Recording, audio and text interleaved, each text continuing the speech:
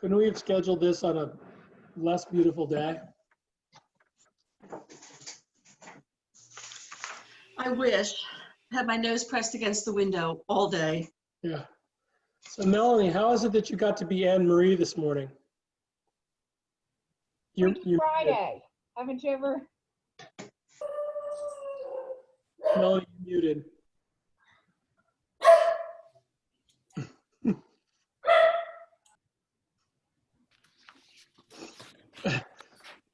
Hello, everyone. Hello?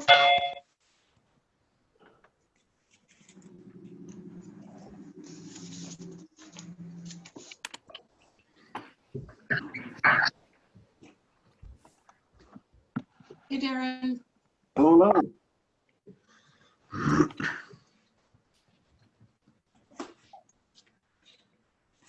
not sure what you said, Melanie. Oh, How'd you get to score Anne Marie's link. account?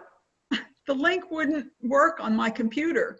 So I was rushing around and Anne Marie sent me another link thinking there might have been some problem there, but I wound up using my husband's computer under Anne Marie's name. But Sean O'Neill knew it was you. Did you notice? Because he said Melanie when he. I know, well, when I sent my questions into chat, I signed Melanie. So I guess that's how he knew it was me. I had also sent him an email saying I couldn't connect. Okay, so John has to jump out and jump back in because his audio is not working. Anne Marie, your voice is fairly faint. Really? It's weird. It's just my volume. I might have to get one of those things like Danielle has. Like this? Yeah. Is that one of your kids' gaming headphones? No, it's mine. That's what what do you use to make a living? Okay. Oh yeah, because you telecommute anything. Can you hear me? Do I come across okay, or is this soft? You're good.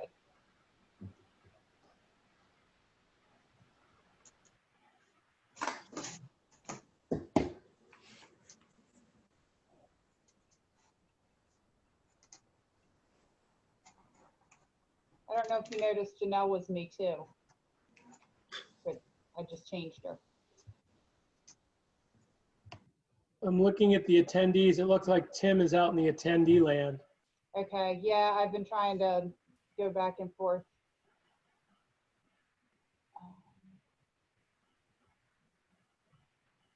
Yep.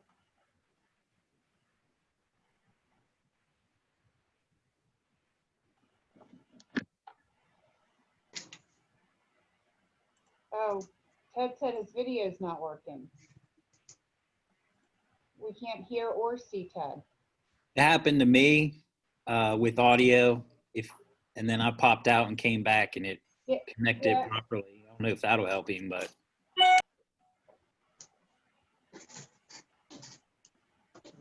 Did you hear that? Go out and go back in? Okay. If that doesn't work, we just make it back in. And if that doesn't work, then you're beyond my technical capability.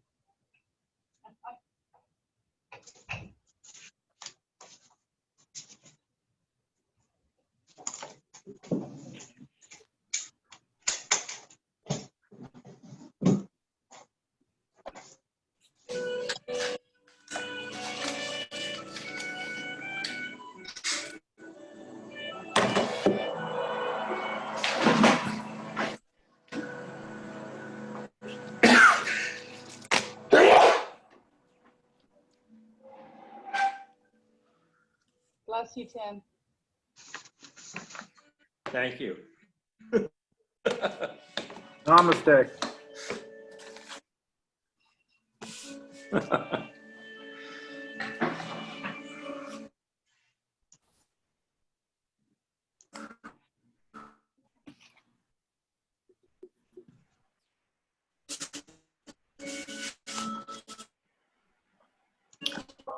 What's with the music? Is it pleasant music? Am I the only one who hears that? No, I hear it. I can hear I it. hear it. Yeah, we all can hear it, I think. Is it nice music? Doctor's office music.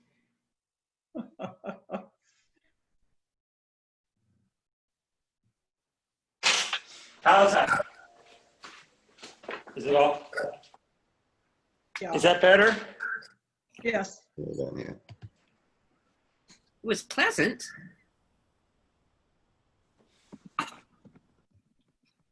That's my calming spa music that I play. No, it was very nice. It was just a Yeah. little distracting.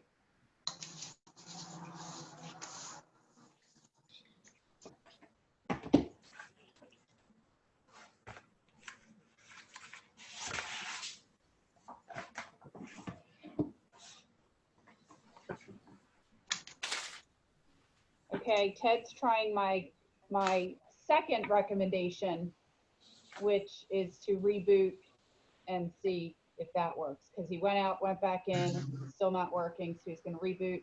If that doesn't work, he's going to go home because that doesn't work. We're beyond my IT support capabilities. We'll get them.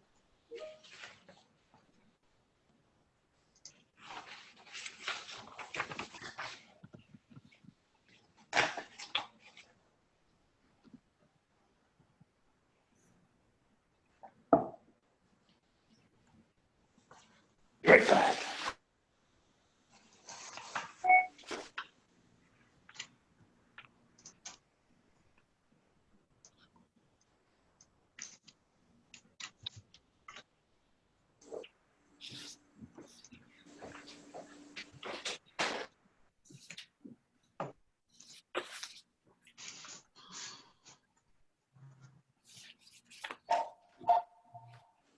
Hello?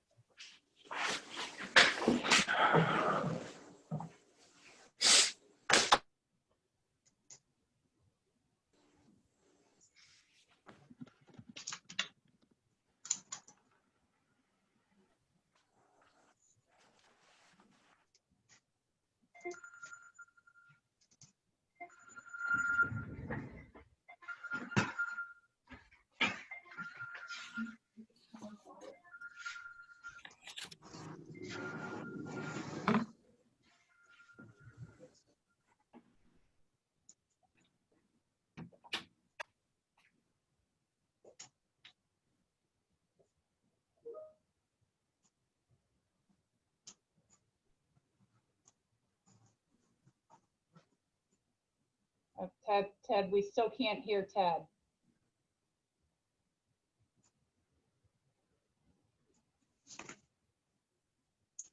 Okay, so Drew. Here.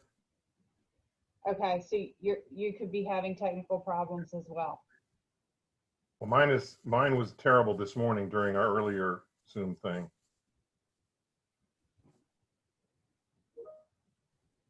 Gotta love technology. Well, mine's the 125-year-old house that's the problem. Essentially We cement. didn't have fiber back then. Yeah, cement walls don't broadcast well.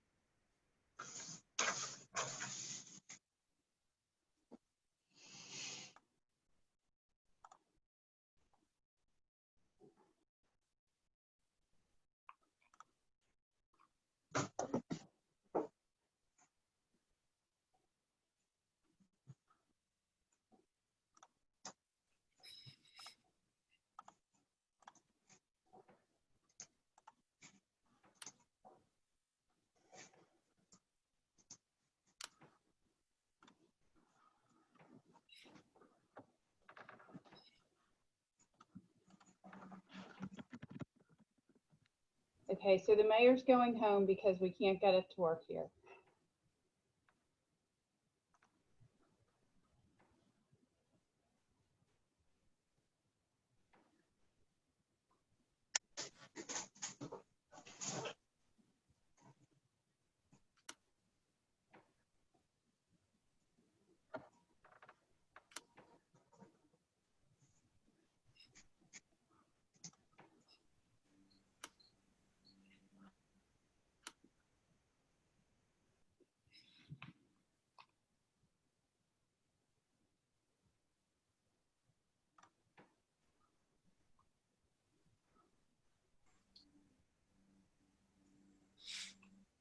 Maybe we should have Tim put the music back on.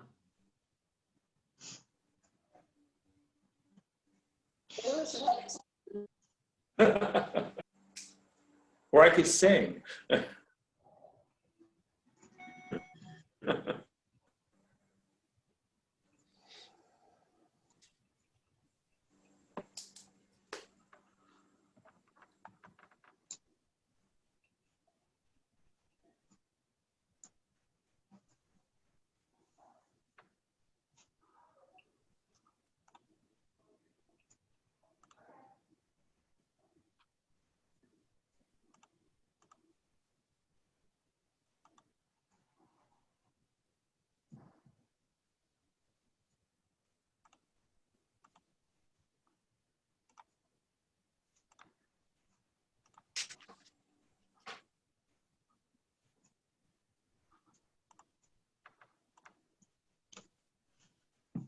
Hey, Sea Level Rise group, do you have a date yet for Water Workshop 3?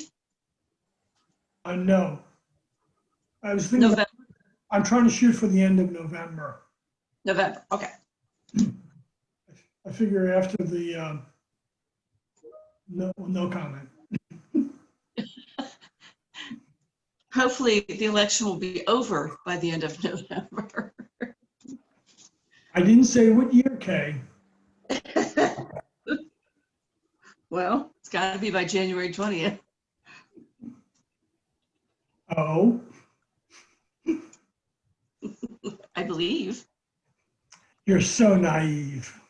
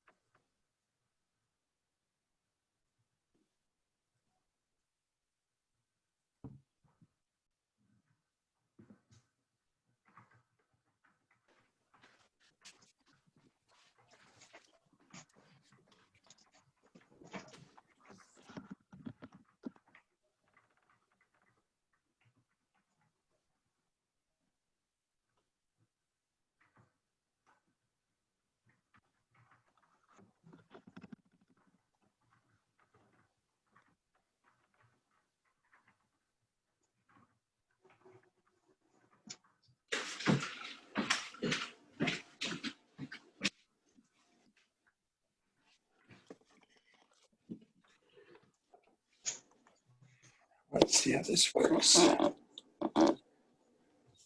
Ted is on. Excellent. Well,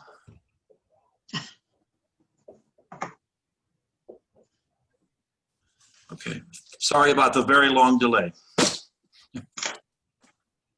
Anyway, technology, I guess. Anyway, so it is 3:15, and again, I apologize for being unable to get in over at City Hall, and the link I had wouldn't let me in the other way. So, but thank you all for being here for what I think is a very discussion between the Planning Commission and the Mitigation Planning Team, and those people who have joined us and as attendees.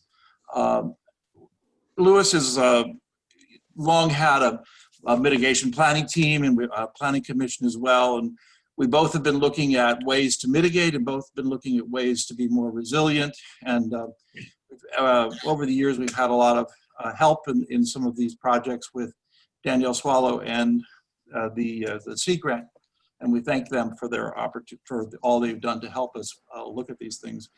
I think we're at a point where we need to sort of talk about how we go forward. I think the Planning Commission has some formidable tasks ahead of them in looking at dealing with sea level rise and recommendations of regulation changes and things like that, and zoning changes that we may need to make or consider so that we are a more resilient community. And at the same time, we need to look at how we are responding to the changes as they occur, and how prepared are we for those changes, and how do we make that adaptation. So I think this discussion hopefully will result in some direction and some concurrence on how these two I think important city committees can work together in harmony and to address these needs that we have and we foresee in the future without being redundant. And so I think I want to thank Kay Carnahan and Janelle for their efforts to get this organized. And what we hope to have here is a relatively brief overview of how we got to where we are, and then a good discussion about the things that we want to prioritize going forward. So with that, I think we could probably go on. We've been and begin the discussion, and I would tell you that we have been a project impact community since 2000, which we were the first project impact community in the state. So we've long been thought by the state and by other members of the community to be at the forefront of this. And I think we've done a lot of things over the years to be a resilient community and be responsive.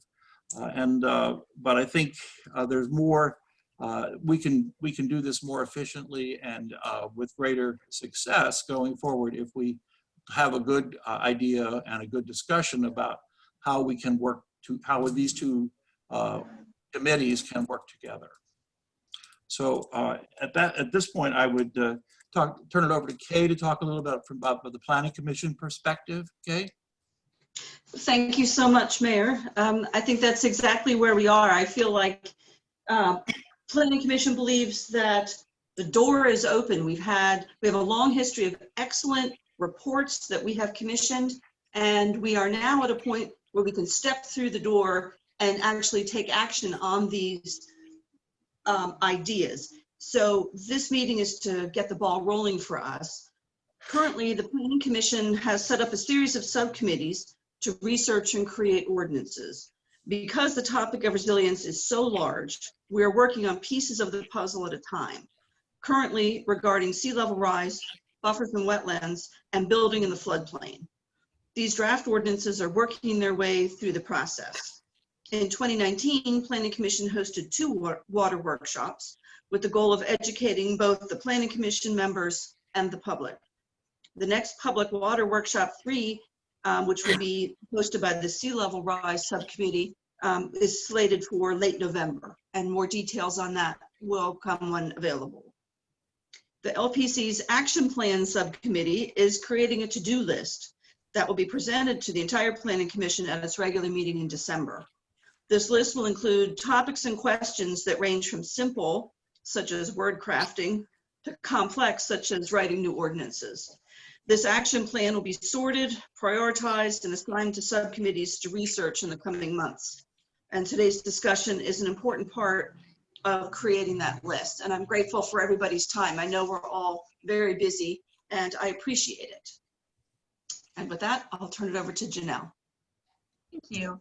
So the mitigation team has started looking at more resilient items with the Quinn report, the Comm report, the KCI report. So they asked me to put all those together, and I think it's a really good opportunity because they're expanding, you know, not just focusing on the emergency side of that, but looking at, you know, precautionary and how can we be a step ahead so when things do happen, we can have a better way to address those. So getting this all together is kind of key because we're all working, as Kay said, kind of on the same topics. So we want to make sure we're all going in the same path.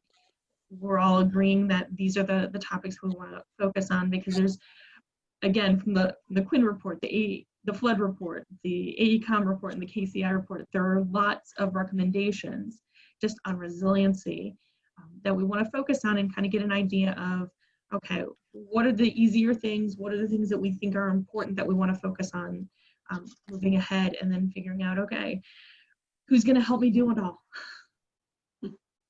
So thank you. And I know we also are working with the Board of Public Works, which is why Darren is here. And he's going to kind of give us a kind of quick uptake of what's going on with the Board of Public Works and how they're looking at resiliency and how this all integrates together.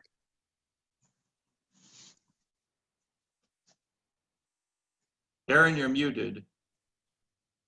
I am. So can I share my screen? Sure.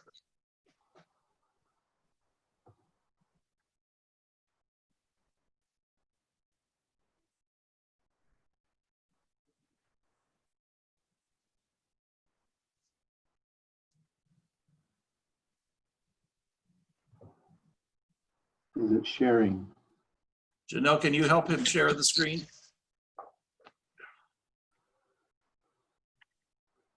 The host disabled participant share screen sharing. The host can change that. I'm looking because I know I had to do this the other day and it It's worked. if you click on the share screen, it'll give you a little arrow to options. Oh, right. Okay. At the bottom, yeah. Yeah, I was looking in the wrong section. Okay, you should be good now, Darren. All right, I'm gonna give it a try.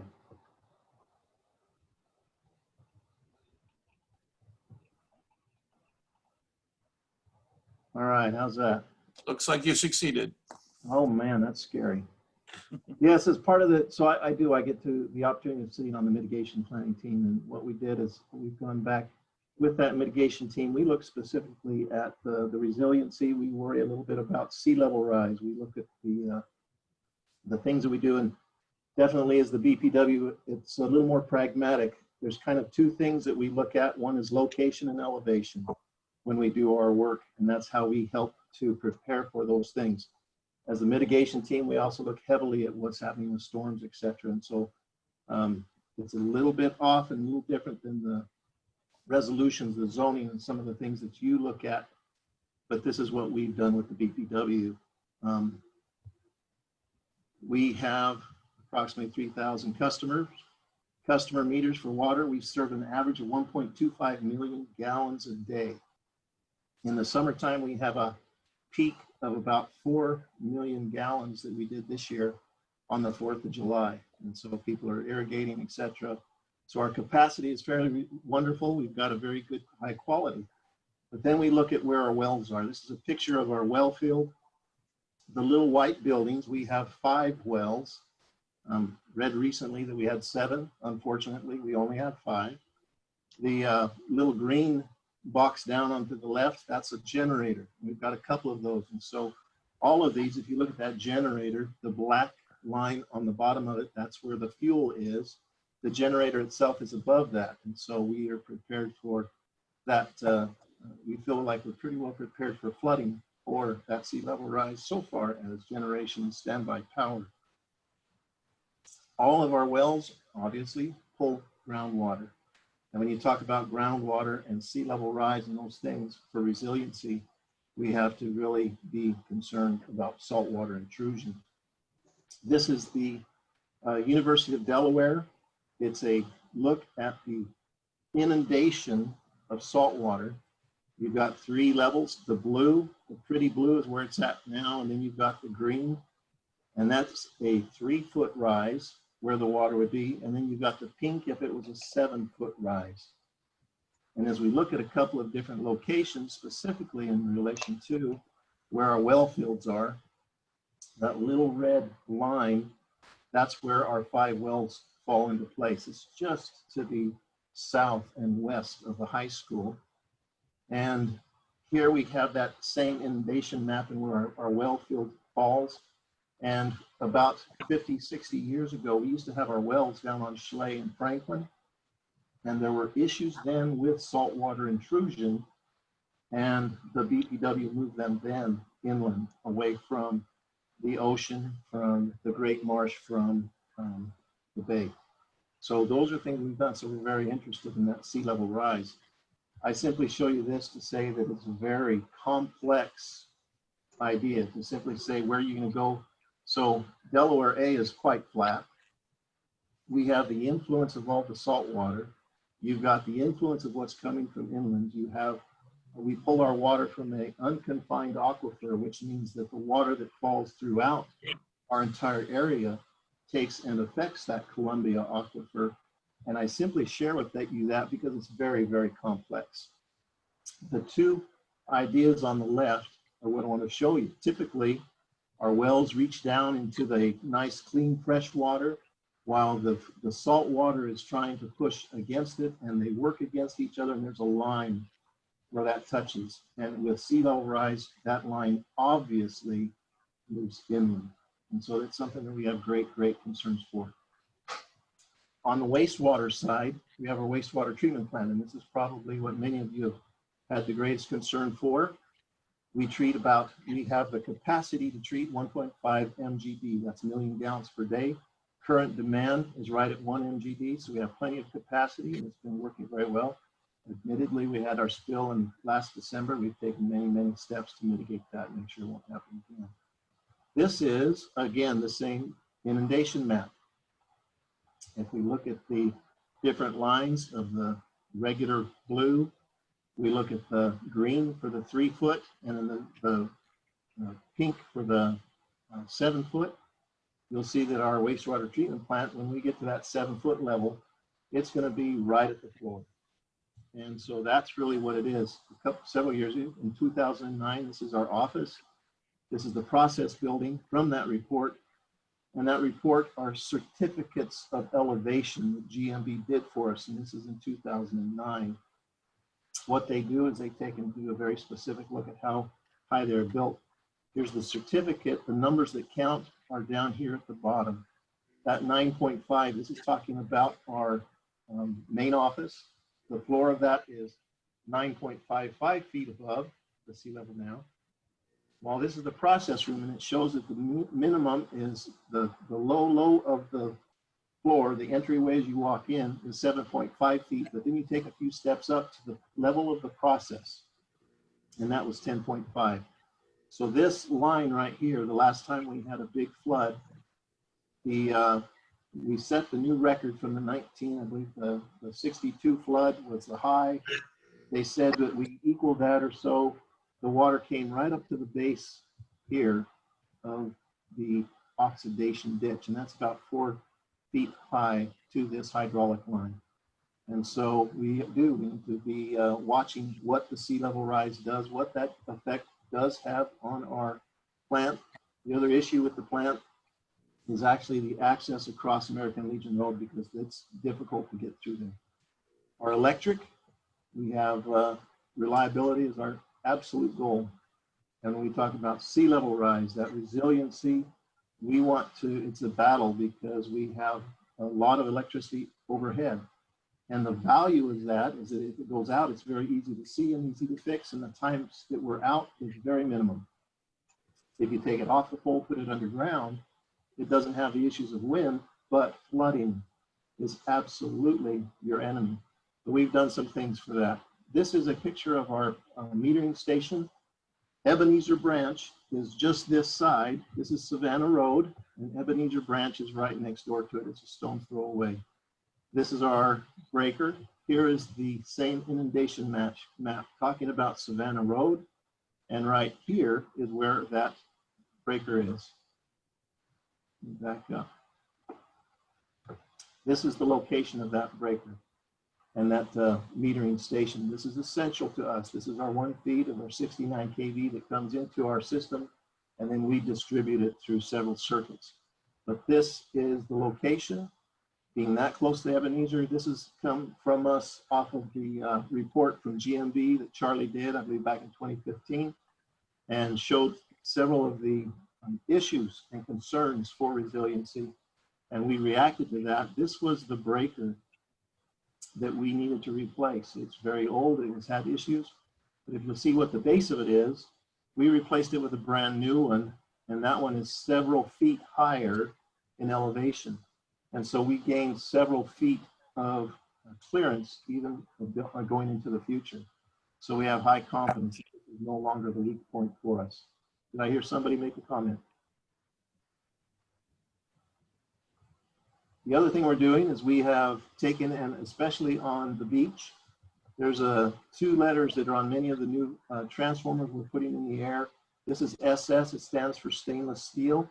So they have resiliency in the salt water, and saltwater air is problematic for us. We're working at reducing that and improving our reliability with the products we're putting in. The other thing we've done on the beach side, this is a transformer that we have raised about 2 feet off the ground. So again, as a utility, we have some practicable, some very common sense things. Location and elevation is what we do to fight against the sea level rise and to serve everybody that's in that place. So that concludes what I've got. Thanks, Darren. So as was mentioned earlier, we've had a variety of, by Janelle and Kay, we've had a variety of reports done over the years, including the Carolyn Quinn report that we did, or the Rebecca Quinn report that we did. It was finished in 2014 and became the genesis for the new floodplain regulations that were adopted by council in 2014.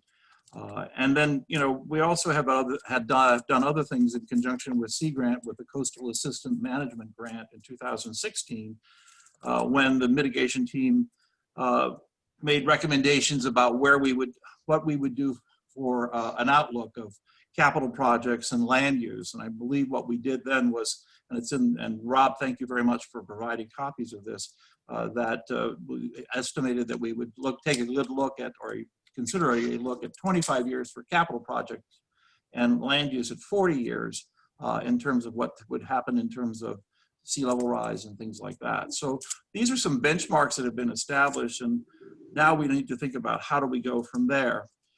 In the ensuing period, though, we've also undertaken an effort to educate the public. And I want to thank Darren and the DPW, as well as Chatham Marsh, a member of the mitigation planning team, and members of Sea Grant for helping us to organize an annual workshop where we have provided information to community members. And we did those in the summer over the last several years, drawing audiences as many as 70, 75 people to talk about the situation and what they personally could be doing. And then last year, we did at the library, pre-COVID obviously, another exercise which we involved SUSCOM and others to talk about how people could be prepared, what they could do to make themselves better prepared. And that included information about enrolling in Smart 911, as well as our code red. And then in 2018, we did in the spring of 2018, we did a tabletop exercise of our response effort in terms of our emergency evacuation plan. And out of that, we then launched into a whole series of activities the mitigation team did to talk about where our weaknesses were that were identified as a result of that tabletop exercise. What we found was that by and large, we were pretty good in terms of the getting people evacuated, although we needed to do some things in terms of establishing relationships with where we could hold the EOC. One of the things that had never been looked at was that our evacuation point for the city hall or for the EOC was to the fire hall. And obviously the fire hall, unfortunately, is in the floodplain. So we needed to look at that, and now we would move, if we were ever to need to do that, and hopefully we won't, we would go to the library, and we formed a relationship with the library where we would move there. So these are some of the things that have been the outgrowths. And so we now, I think, are in a situation where we need to continue that work by the mitigation team, but we also, with Kay and other members of the Planning Commission and Janelle, we need to think about what do we do in terms of going forward, and how can we do it most effectively and yet efficiently. So I, at this point, would like to turn it over to any other comments that Janelle might want to make about other studies that have been done. And then let's get into the meat of the subject, and let's talk about what things each of you would see as on the horizon. Janelle? Well, I think we wanted to recognize Danielle and the outreach I'm sorry, Grant's been doing and the impact Rascal's been doing. So if Danielle wants to provide some overview of that, that would be greatly appreciated. Sorry, Danielle. I just was looking down the calendar here, or looking down the That's okay. That's okay. Yeah, hi, everyone. For those that I haven't previously met in person or virtually, I'm Danielle Swallow. I'm a coastal hazards specialist at Delaware Sea Grant. And we're just down the road at the university campus when we were allowed to be there in person. Sea Grant is an organization funded by NOAA and the state that helps to connect various stakeholders of science and information in support of healthy environments and community resiliency. And so we do that through research that we help fund research, and we also do a lot of extension work. And so I'm kind of on that side of extension work, carrying out different types of engagement with communities like yourself. So the areas that I've focused on since joining Sea Grant in 2017 is primarily education and outreach. So as the mayor mentioned, helping to support workshops that the city has had. More recently, I've done classes with OSHR, Lifelong Learning Institute, on emergency preparedness and aging in place. And I've worked with, I've done a class through the Institute of Public Administration that helps train city managers and planners and various other municipal officials on topics like flooding and emergency preparedness. And then sometimes I get contacted by citizen groups, to run them through the concept of resiliency. I would say, in fact, the areas that I tend to focus the most on in my work are understanding risks and how to plan for flooding, all things flooding, whether it's tidal, sea level rise, storms, and emergency preparedness in general, and then just what community resiliency means in general, because it's tied to planning for weather and climate events, but there's other components of resiliency. So I carry out education and outreach. I also do technical assistance. So some of you may be familiar with that I was a part of the committee that was on Sussex County's Wetlands and Buffers Working Group. And we worked on over 13 meetings that were 3 hours long each. A draft, had a consensus draft for a little while. Unfortunately, that process, has been stymied, but that involved a lot of sharing of the latest science and technical information to try to move the county toward some effort to change their buffers. I've worked with the city of Lewes, recently on the Cedar Avenue project, through the Lewes Planning Commission, the current efforts that are underway to look at different code and ordinance revisions. And I work with other communities as well. So trying to really help inform land use planning just by offering some of the science and best practices. the final thing is that, and I get most excited about probably is capacity building. You know, we see throughout Delaware, and I work throughout Delaware, although I end up focusing a lot of my time in Sussex County. You know, there's real capacity challenges for our various communities to try to really understand risk, and then what to do about risk and how to manage it in terms of these weather and climate changes, and helping them to get to a point of being able to plan for future conditions. And what does that mean? How do they integrate future conditions into all types of planning? You know, there's an education process, and there's often a staff capacity issue, and there's you know, there's overturn, you know, and changes in the elected positions of the communities. There's funding challenges. There's a whole variety of capacity challenges that present themselves. So sometimes I work by, you know, providing some of that staffing help myself where I can. That's one way of adding capacity. And then I work through RASCL. RASCL is the Resilient and Sustainable Communities League, and I'm part of that management team. And it's a network of state agencies, university groups, and nonprofit organizations that have band together to kind of increase our ability to connect with all of you, to share information and best practices, and to try to help support some of that capacity building.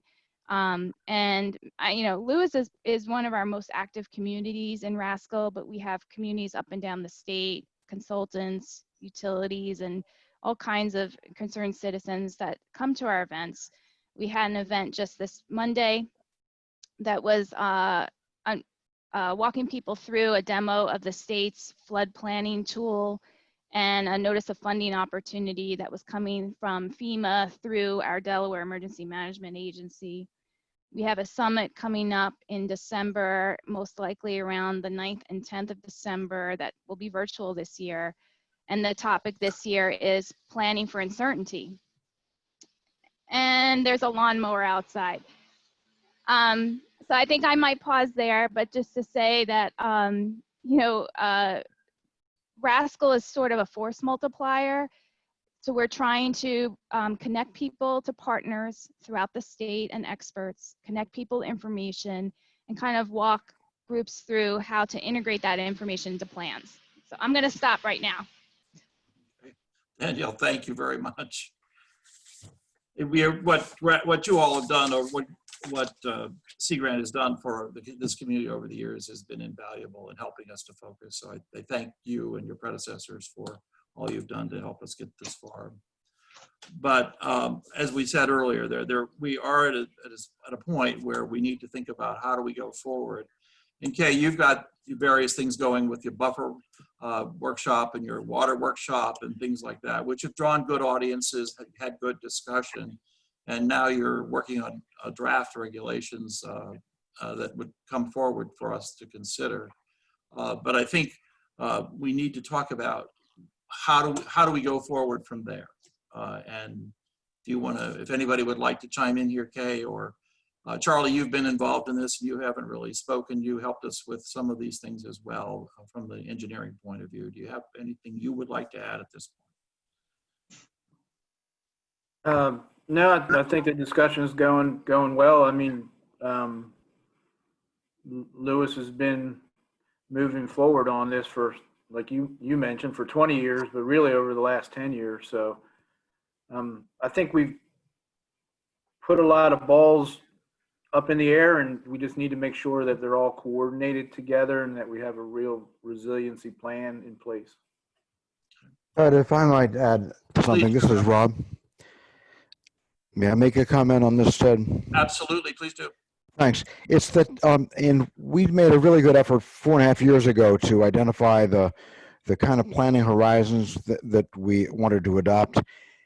Where we might have done better is by following through.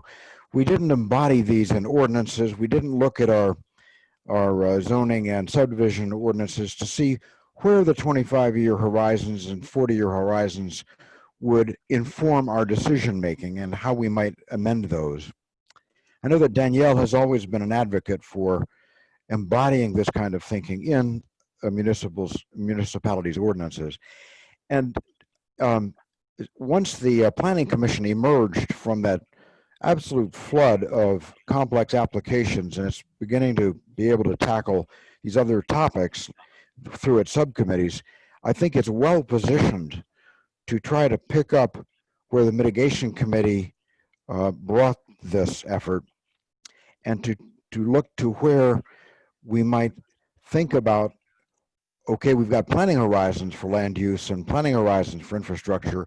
How do we incorporate those and the thinking around them into our ordinances? Thank you, Ted. Thank you. I think, you know, we also last year participated in a DENREC grant that looked at impervious surface coverage. And I know we have a report at council about that. And that was all 7 of the coastal communities got together. Anne Marie participated for Lewes in that. And Anne Marie, you want to talk a little bit about that in terms of what the outcome was there? And I mean, I think some of this is actually has gone into what Janelle's been working on along with Tom and Sumner on the sea level rise committee. So what they did, one, they looked at each town, each of the 7 coastal towns, to determine impervious cover, the percentage of impervious cover, but also the change over a period of time. They put together, Comm put together a suite of BMPs that could be used to mitigate some of the impervious cover. And then KCI came in and they put together a municipal toolbox that kind of looked at how to best apply those BMPs and different approaches for that. So Janelle's actually taken that on to the sea level rise subcommittee, and some of the draft work that they're working on incorporates some of those BMPs and looks at how we can do that. We actually had also drafted, which was at the last council meeting and was referred to the Planning Commission for review, of an amendment to the source water protection zone that would allow, again, some of these BMPs, requiring some engineering review, but allow some of these BMPs to be used within the excellent recharge areas so that you can meet the requirements and the intent of the state statute, but still allow some of the development that's happening on the properties on Lewes Beach, where the excellent recharge area is. Okay. Janelle, you have anything you want to add?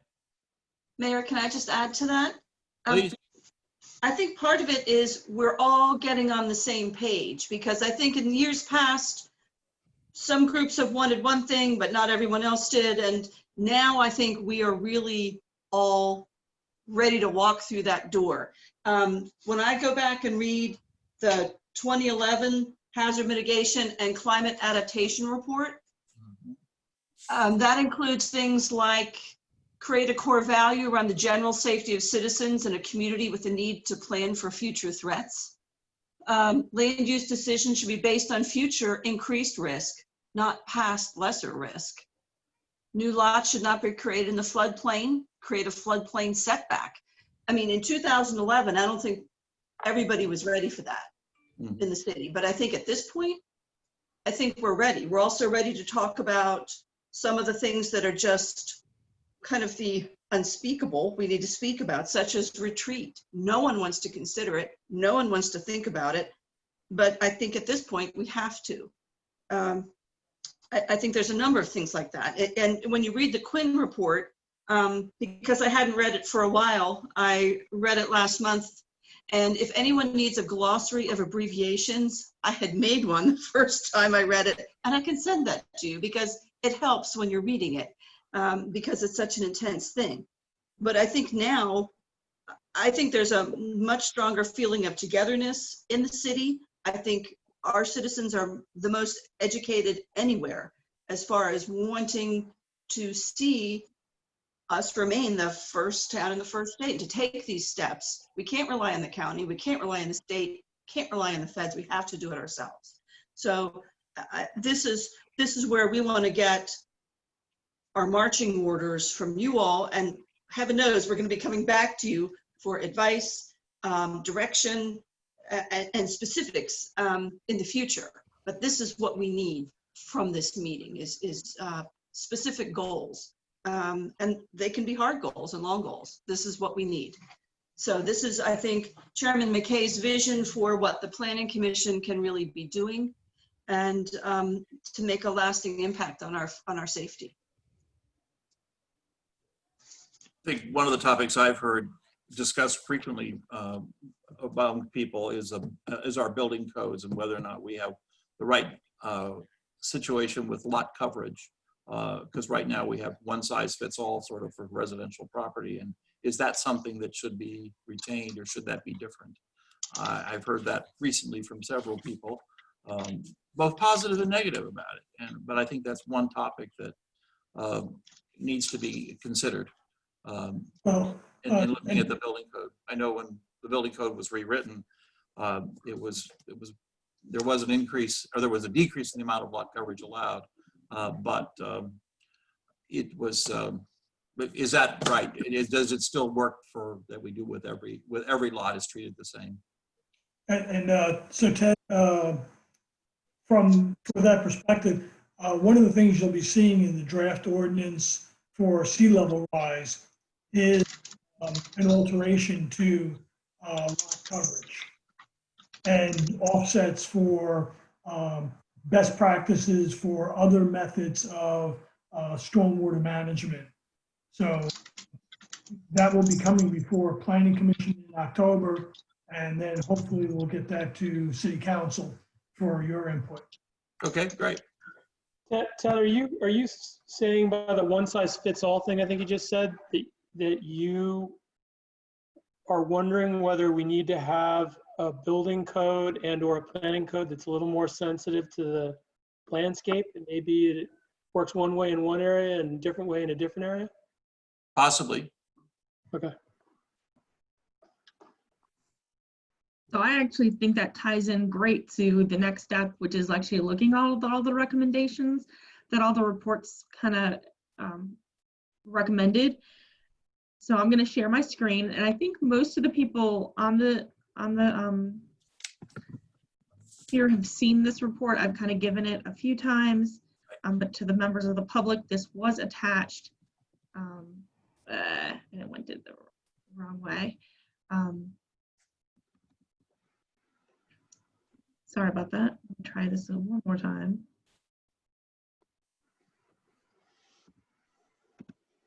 And it doesn't like me, so we'll just go this one.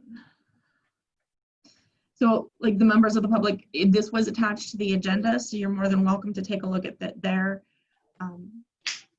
This really does not like me today.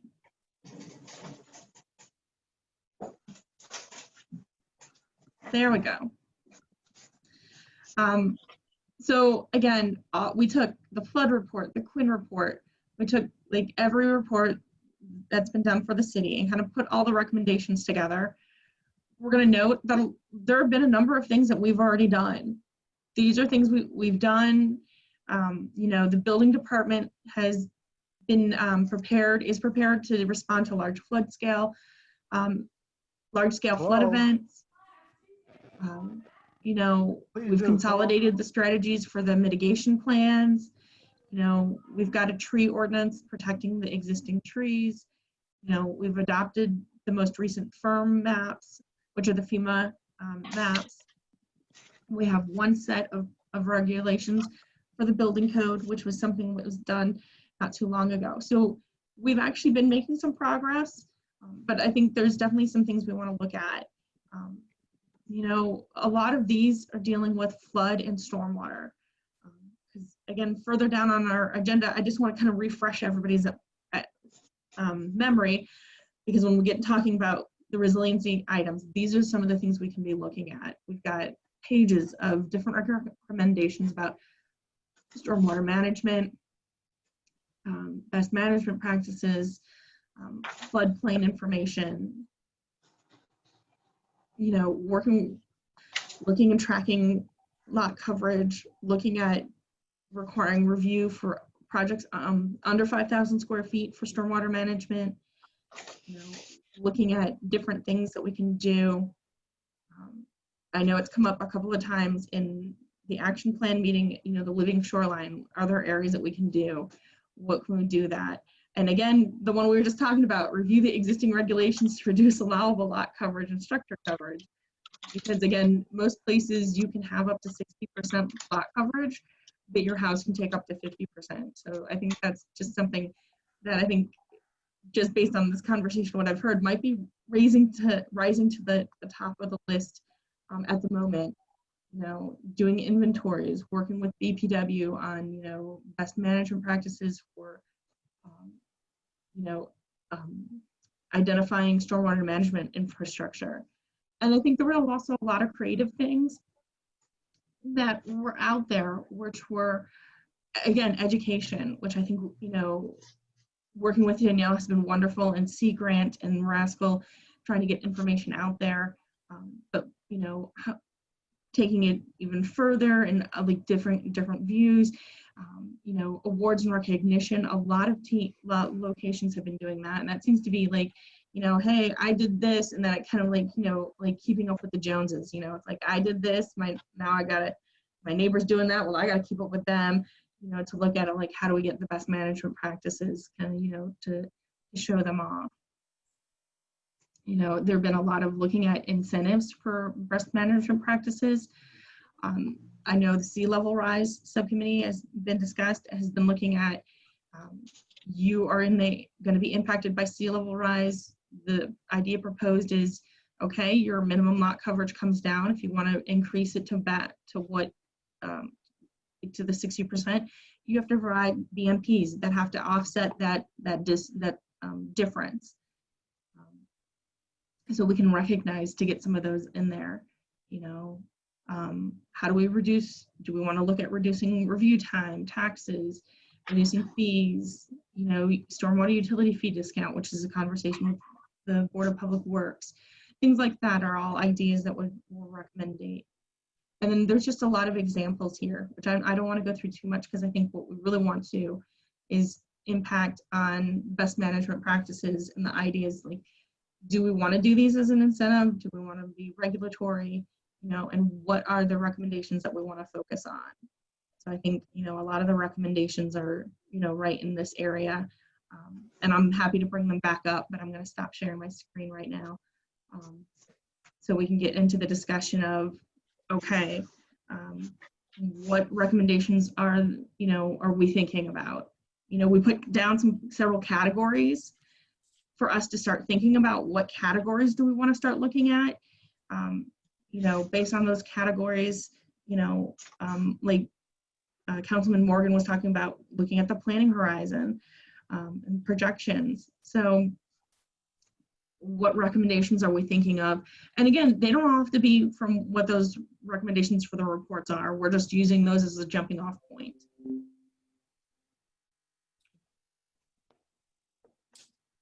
So, Janelle, I think one thing that might help here, at least in the sea level rise committee, one of the things that we did pretty early on was to look at a lot of this stuff, but put it through a lens, a three-way lens. One is, how do we want to treat critical infrastructure?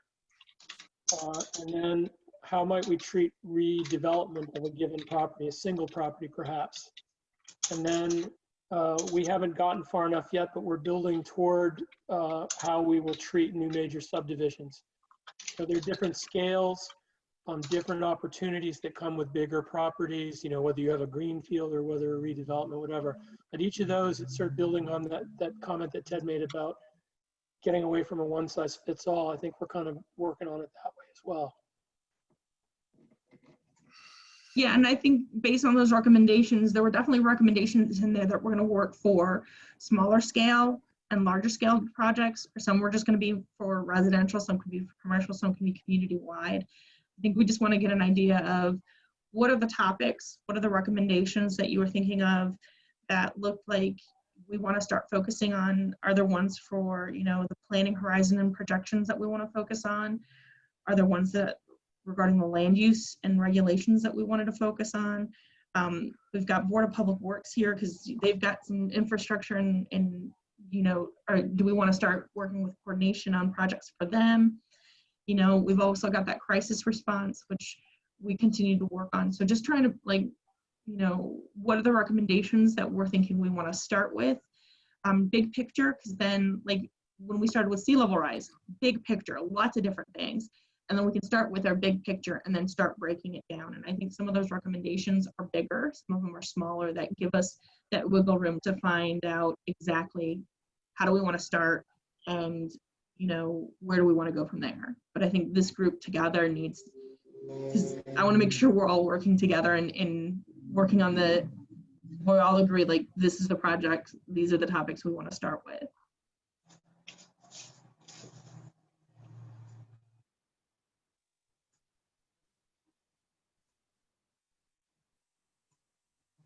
Anyone want to pick it up as a starter?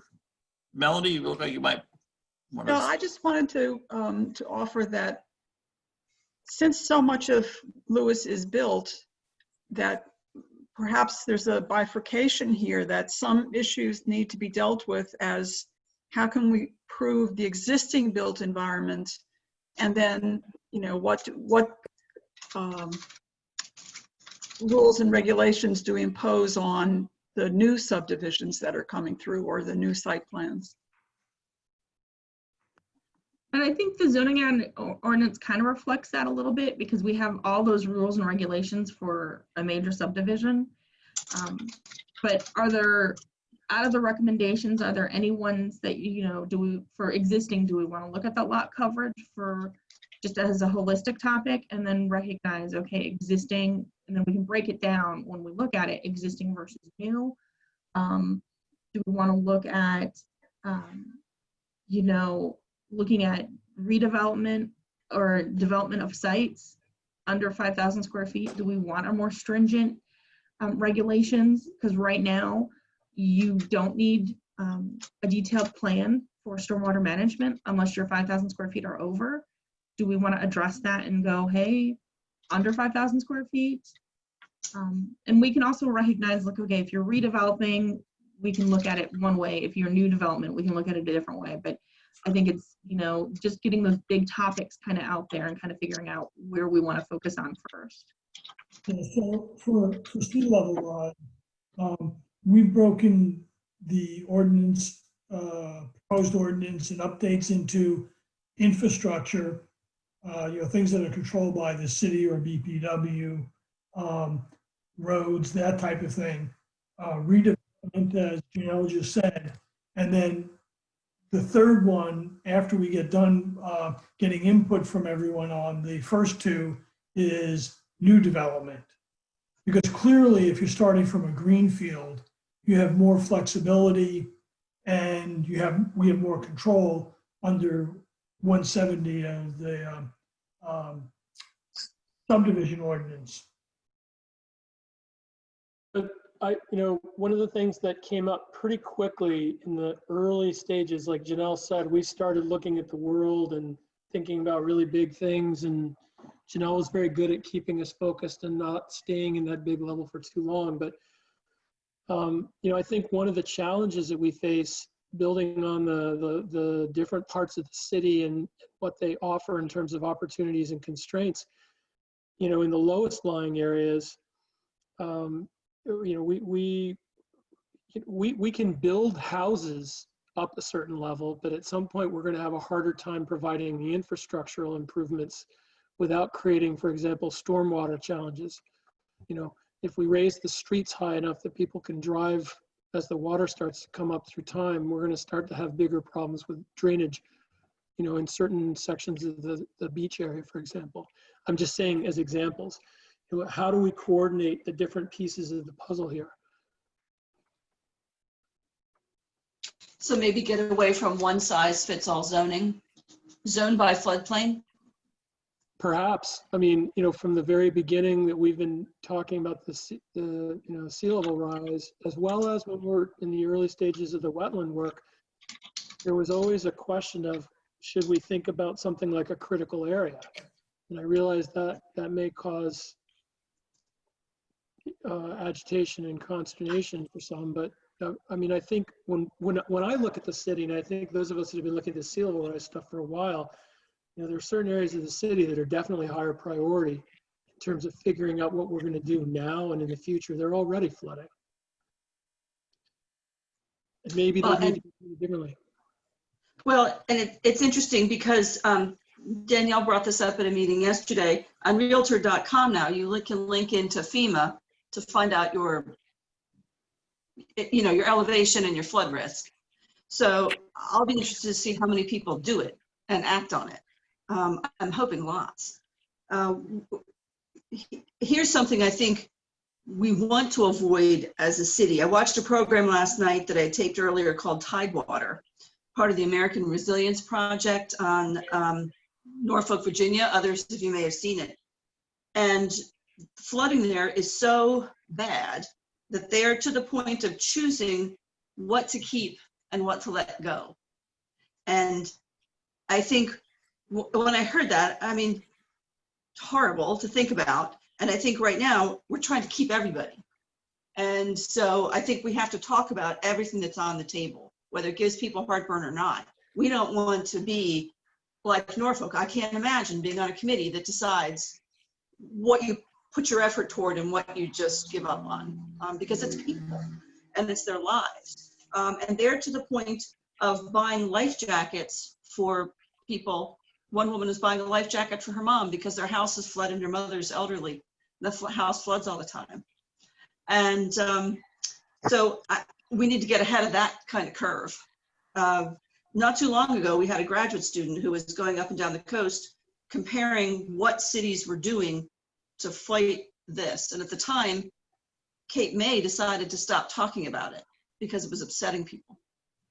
And so I think we're on the right track, and whether it causes somebody heartburn or not, we need to talk about it because we don't want to be where poor Norfolk is now.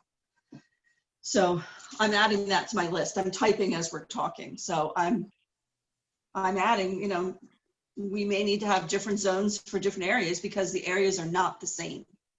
They might be the same square footage, but they have different issues. And I think that's what the sea level rise, especially if you're in right now, the way it's drafted is if you're in the floodplain, you're going to be impacted by the sea level rise ordinance. Again, we're still drafting, still discussing things. So they will be treated slightly differently. So I think we've got a good starting point there. I think what we want to know is, so we're working on sea level rise. We've addressed fill in the floodplain, going through council soon. And then we've got the wetlands buffers going through council soon. Are there any other out of the recommendations that were in that report, in all of the reports that we want to start focusing on? Are there other recommendations that we want to start focusing on that we think are important regarding resiliency?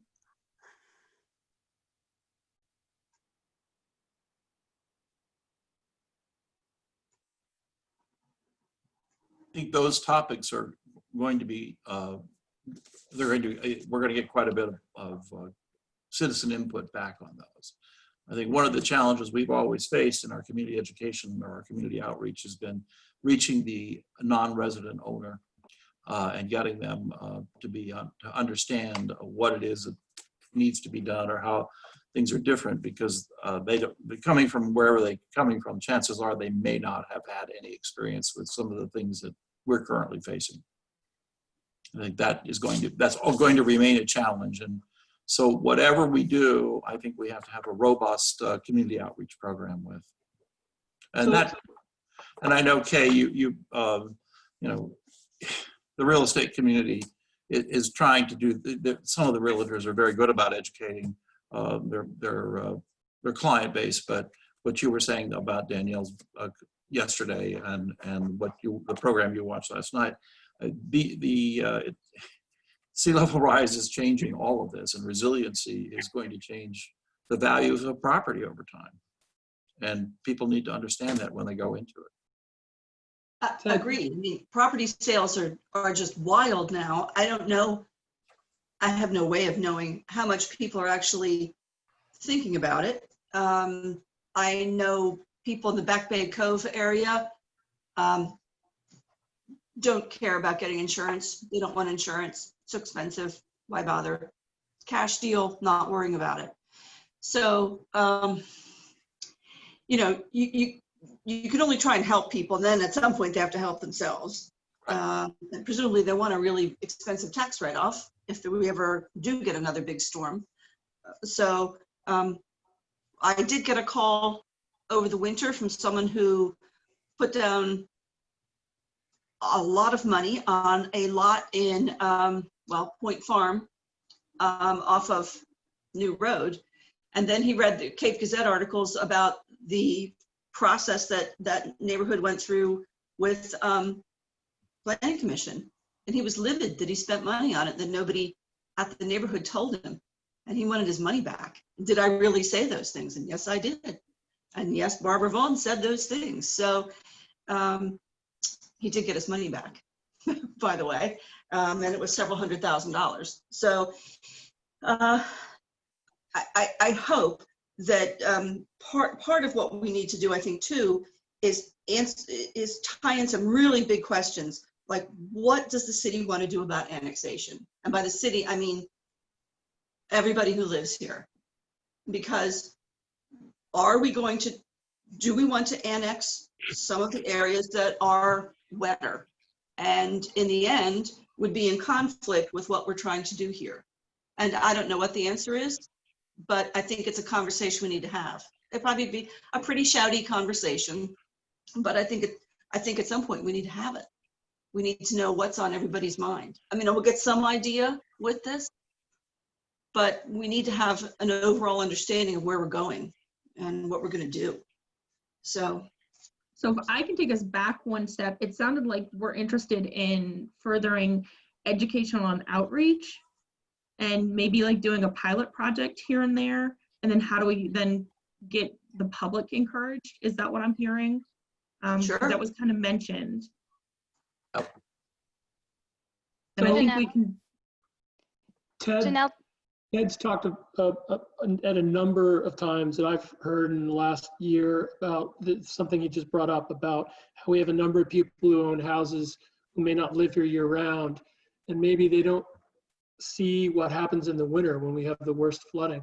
Is it worth having some sort of way of visualizing, putting a little more effort into, taking all the information that at least we've been talking about in the sea level rise committee and making it available on the website so that people really, understand what's going on, what the timeframes are, what the water levels are going to look like, and so on. Well, because the other factor is that the National Flood Insurance Program is $24 billion in debt. So that's a pretty terrifying number.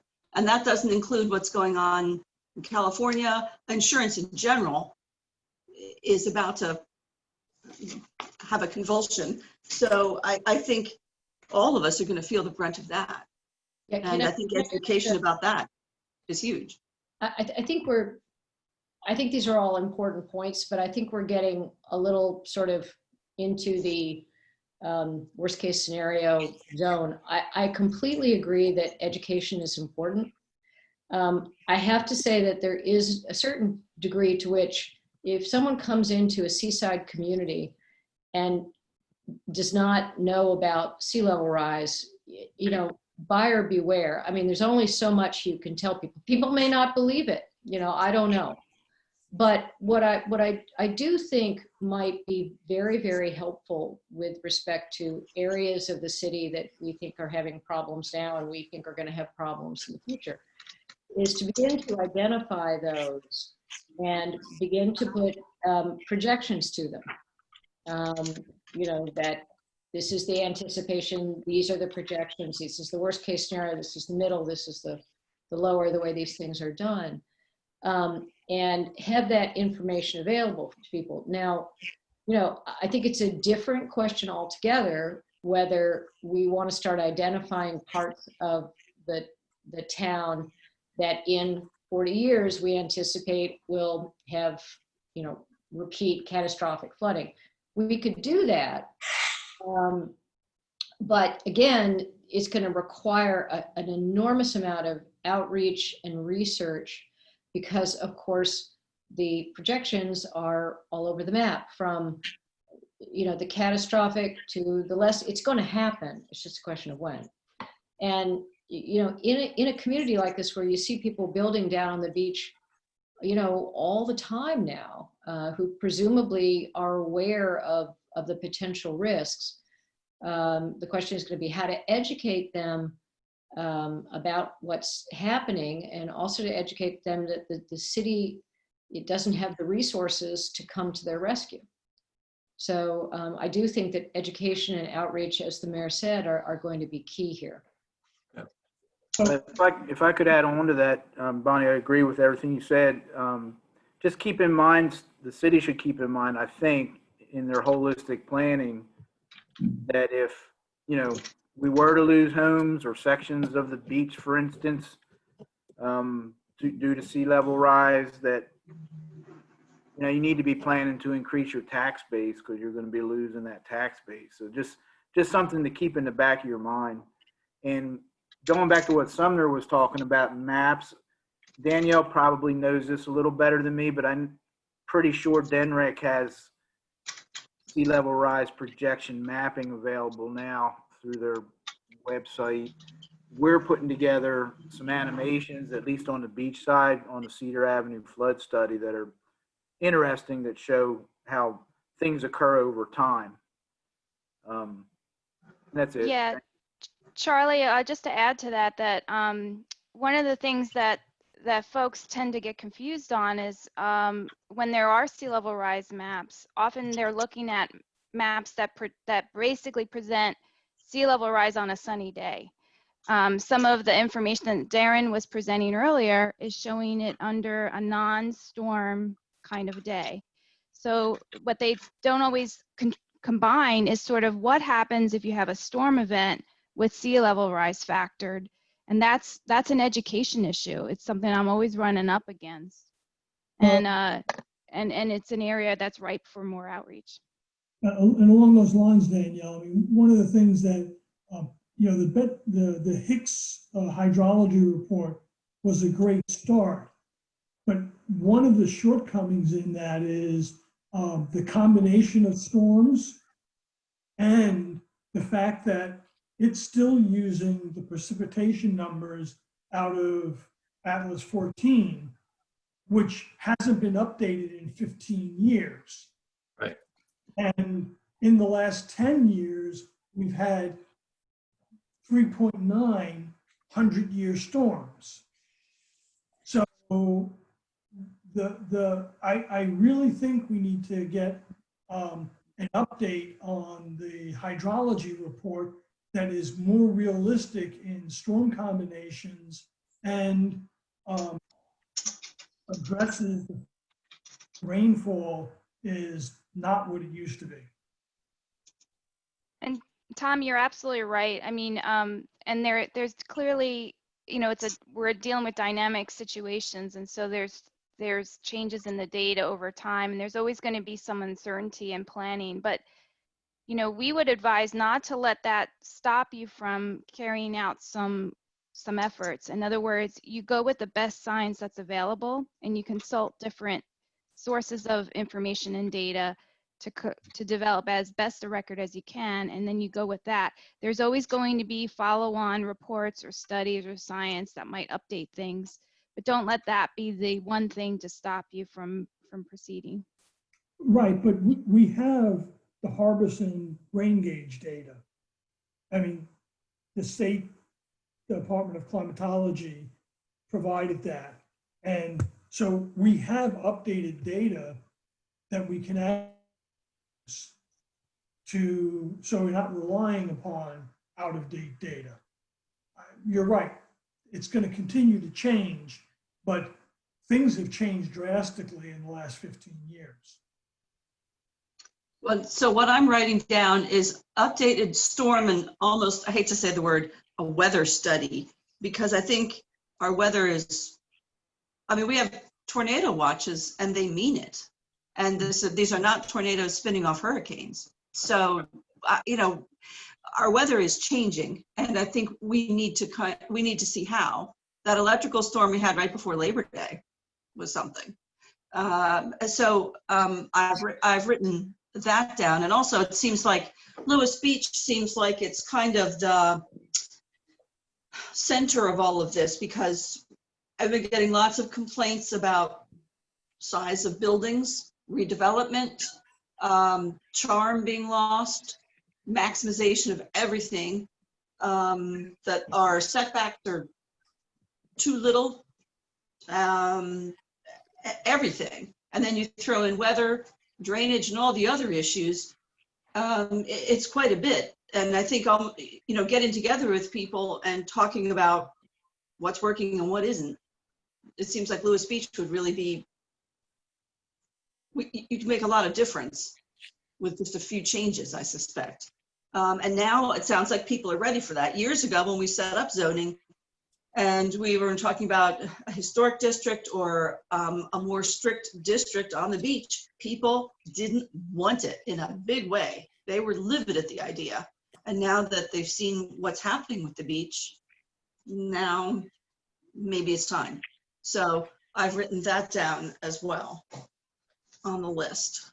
On the issue of, I guess, Bonnie's point about sort of the different situations and sort of all the different sort of predictions that are out there, the Sea Level Rise Committee fairly quickly settled on a report, a compilation report that the state put together and continues to update. There's a technical sea level rise committee at the state that has a bunch of scientists on it that's trying to look at all the different reports that are out there and come up with what they think is the best projection, the best information that's relevant to Delaware. So rather than come up with our own set, we're just relying on that, and we can share that with you. But you know, there's a lot of really good information. And by the way, that information is what's behind the coastal inundation maps that Darren showed us at the very beginning of this meeting. In fact, that map that he showed us, you can pull that up and look at every foot of sea level rise between today and the 7-foot mark that he had on there. Maybe sometime we need to do that. Excellent. So I was going to ask Darren for that. Yeah, I've actually got that data because we've been using that data for sea level rise. And I think one of the things that is, because I know when we talk about zoning, it's a time and place. And to get us to keep moving forward, we put in the draft ordinance for discussion, and we'll see how it ends up. But that whatever data the state comes out with from that technical committee, that's the line where the city would go with. So as new data comes in, we're not stuck with the line that was adopted and recognized in 2017. It's, you know, if something comes in and they update it and it's different in 2022, the city would use that 2022 line. So we continue to move forward on the best data that's come in and the best information we have possible. Yeah, and Janelle, I think you're along the line. A discussion we had back in 15, 16 when we were looking at those DNREC sea level rise projections and all this discussion about the data that we're going to use. It's great. We got to get the most up-to-date data, try to use the right numbers, the best numbers we can at the particular time we're talking about it. But another big factor is just the city's, what kind of risk does the city want to take on or not take on? And I remember that being a big discussion, you know, when we were talking about whether we were going to accept the mid-range projection or the lesser projection or the higher projection. But that's just a factor. It's subjective a little bit. So just keep that in mind too. Yeah, no, the group's been looking at, you know, the intermediate line, because that was the move forward from the council at the time. But we've also been looking, okay, if we're going to use the intermediate line, depending on what you're going to build it to the intermediate line 50 years from now, 60 years from now. So you're using that, I mean, I think at some point you could end up building something that's 4 feet off the ground at the moment because of where the sea level rise could be impacted at that year going out. So I think they've been doing a really good job of kind of recognizing not everything's the same. Going back to how it really started is like everything's a little bit different. So like, you know, I'm going to build a house, I'm going to build a wastewater treatment plant, I'm going to build, you know, a new commercial building. They all get built to like a different standard. So we looked at what that intermediate line would be, and then how many years out should that be built to. So not everything would be built to like the 2030 line, something should be built to the 2070 line. So I think that's a good way that we've been kind of looking at those things. And just a word about the sea level rise scenarios. When Charlie and I worked on that grant a few years ago, that was based on the previous sea level rise scenarios, and the state came out with a new set at the end of 2017, which only, you know, really revised it slightly in terms of the overall trend, but the big difference is now there's probabilities assigned. So when Janelle refers to the intermediate, which is a good approach, that's a 50% probability. It's saying that there's a 50% chance that the sea level rise threshold will not be exceeded for that year on the graph, and that's appropriate. I mean, ultimately, it depends on how much risk you're willing to live with, because we may not always be able to reduce risk to zero, and we are in a coastal environment, right? So we may want to live with a little bit of risk, and an intermediate line may be appropriate. But then for some facilities, maybe it's not appropriate to live with that much risk. Maybe you want to plan to the higher sea level rise planning scenario, which is a 95% probability that sea level rise will not exceed that particular threshold for any given year. And why you make those trade-offs is because of, you know, people and exposure, but also costs. Because if you're designing for that scenario, there's maybe added costs involved. Right. So there's different components to think about. Right. As I recall, back in 15 and 16, when we had that discussion, we ended up on the intermediate line after a fairly robust discussion, thinking that the community tolerance level was probably in the mid-range, not all the way as aggressive as we might have been with it. And I just want to note that Danielle has shared the determination of future sea level rise planning scenarios in the chat box. So if you haven't seen it, please check that out. I had a comment. Yeah, I just had a comment which is in line with two things that came up, which is Rob's point around, you know, ultimately whatever's decided needs to be enacted through some type of ordinance or rezoning to sort of make it applicable. And the other was that brought up was the capacity issue that Danielle brought up. So I just want to make the comment that as we're discussing this, I think it's good to sort of potentially limit the scope of what we're doing so that we can effectively review these things and make the changes that are necessary through the rezoning or the ordinances. So my question is, within the committees or within the industry experts, is there a way or is there already an opinion of how we might rank and consider these issues so that we might be tackling the most critical first or the ones that might take the longest to sort of implement? So I just want to put that out there for consideration, discussion. Good. I think our thought was rank them. A couple of different things factor in. Do these changes cost money? Do we need to hire a consultant to do these? Or are these things that we can do ourselves? Are these changing things we already have? Or do we need to come up with something from scratch? And what things are like and what things all go together and therefore create a package versus maybe a language change, such as in a major subdivision process, we have the phrase preliminary consent. It isn't really consent. If people are opposed to the application, it makes them wild and upset, and we need to change that name. So just a small change like that, I think, goes in one category. Some of these others, such as setbacks in the floodplain, that's huge. And that involves a lot more work, different kinds of thought, and to make sure that we get it everywhere, and that it works for city engineer, it works for BPW, it works all around the city, because it's not just from the bay, from the marsh. So yeah, we're going to have to organize it carefully. And luckily for us, Chairman McKay is a really good organizer, because this list is already a monster. And so, I've written down 20 things already from today. So it's going to be a process for sure. But I feel like if we don't start, we'll never get it done. And so we no doubt we'll choose some easy things just to get them done, and then we're going to have a group of us who are going to be working on some of these big long-term things too. Thanks, Kate. Thanks, Andrew. Other suggestions at this point? Yeah, I just had a suggestion too. Another way to kind of approach sort of how to prioritize, because there is a lot on your list, right?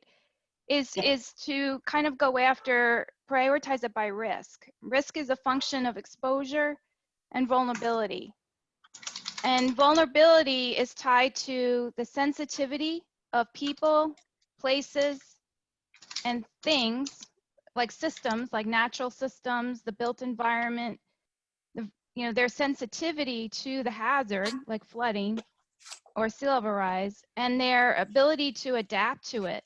So stressed wetlands are less able to adapt than healthy wetlands, or aging infrastructure is less likely to adapt to that rising sea level rise.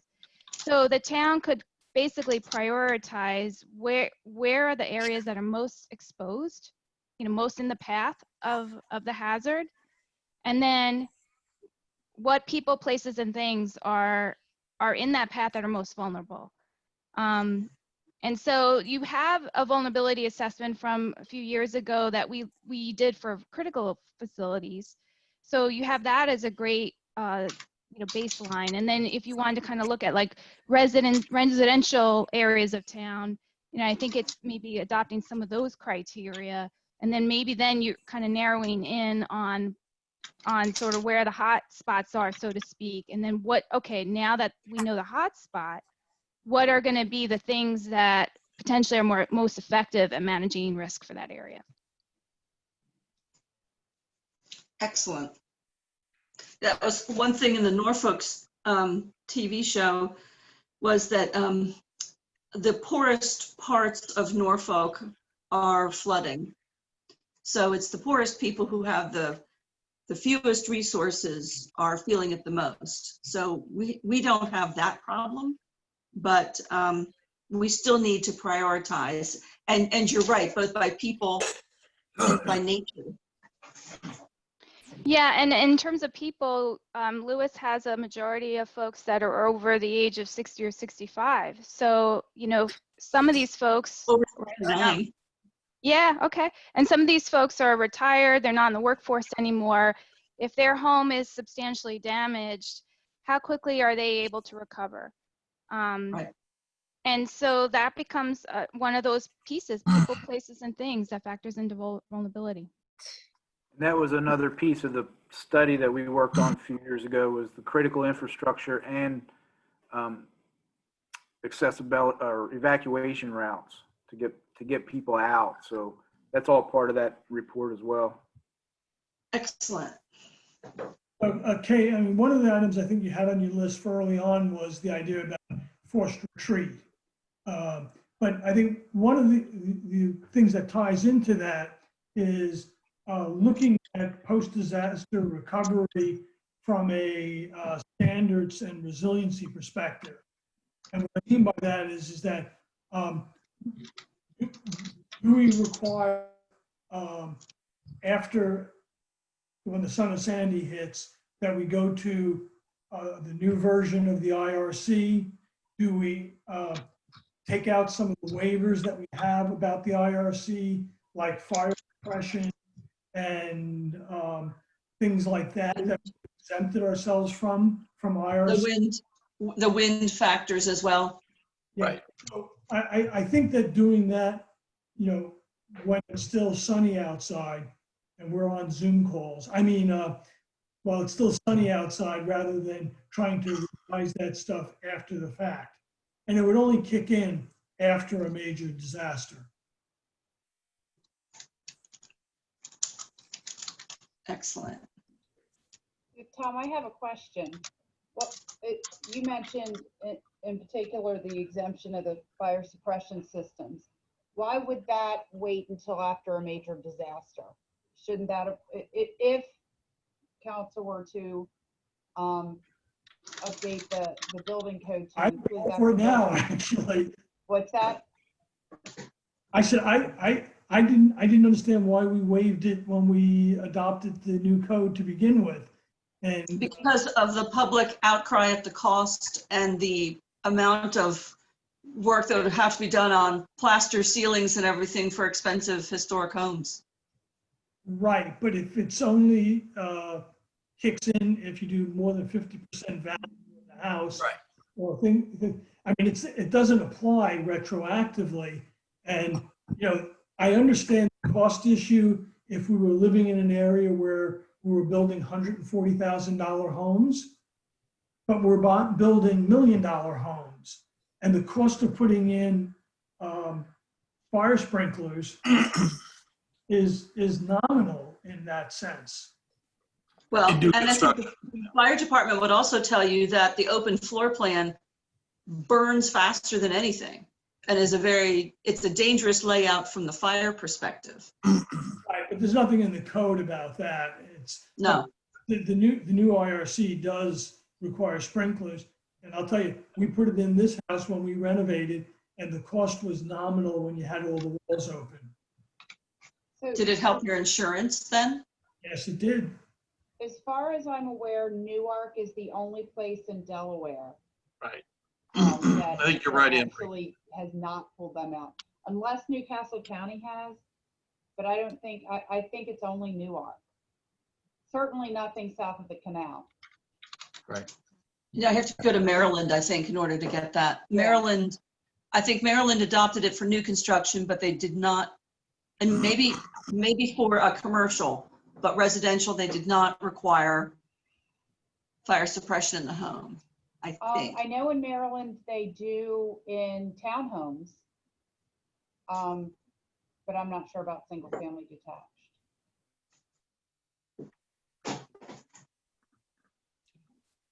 And there's a lot of misinformation out there. I mean, there's a lot of people who put out, you know, well, what happens if it goes off inadvertently? But it's a pretty proven system, and the costs outweigh the benefit, or the benefits outweigh the costs. I was just giving that as one example. I mean, Yeah, no, good idea. So one thing, just listening to Andrew's question and some of the things that Danielle just said, you know, in terms of setting priorities, you know, we have a large legacy of historic structures and other structures that are a little younger that are in various states. We've got this sort of remodeling effort going on through time, but then we've got, you know, and so they're all constrained by what they are and when they were built and what the codes were at the time that they were built. Seems to me that one of the priorities we should have right now is to make sure that we've tied up, we've done the best job of looking forward and have, you know, we're not going to be building more things that are going to put more houses and people at risk. You know, we want to start by looking at not doing more new stuff that's going to be in the way of sea level rise or whatever else. Does that make sense? You know, starting with new development, making sure we've got that covered, checked all the boxes before we go back and start picking away at some of the rebuilding stuff. And for historic structures, I know Preservation Delaware has been having speakers about protecting historic structures so they can maintain their historic, thank you, and yet be in the 21st century. And so it's a conflict. And it's one that we need to keep an eye on and support and do what we can to write letters and make sure it happens. So making sure that that's on the list as well.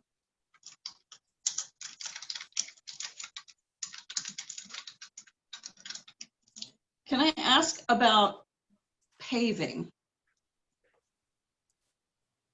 What the thoughts are about paving both homes and commercial and beach parking lots?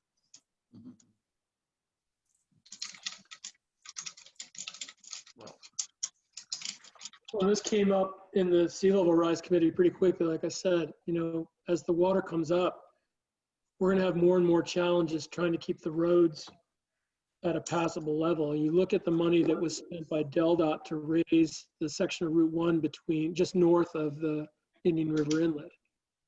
And I know it's a big deal for us to just simply fix the roads and pave the roads. This is a whole other matter to bring them up.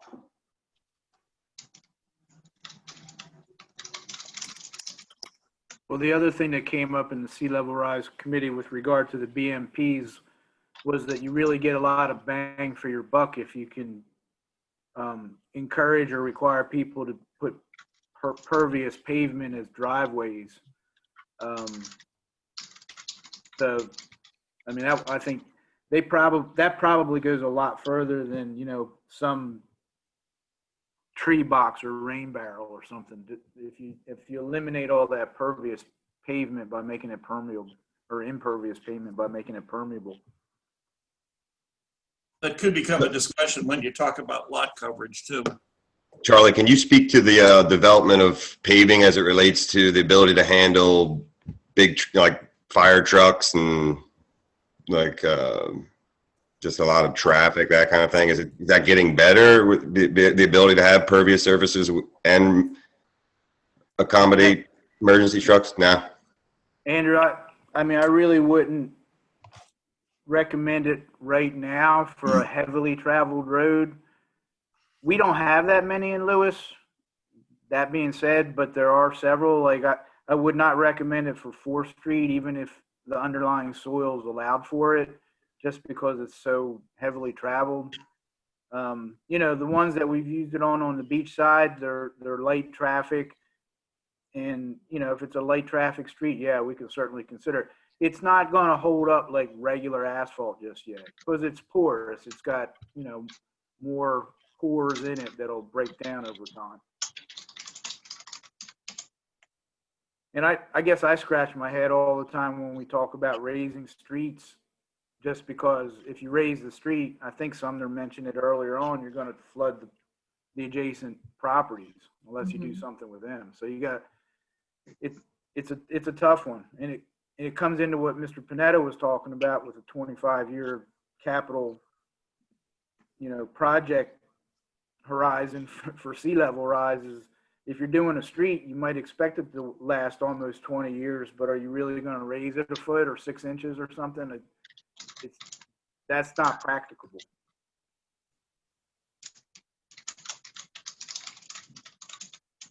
Well, you have to look at the consequences of raising it 6 feet or 6 inches. Yeah, definitely. I mean, there might be occasions where you can do it, but not, you know, certainly not, you know, on a connecting street between Bay and Cedar, you'd have problems probably. Right. I think we see that with the projections of what's going to happen on the New Road Bridge.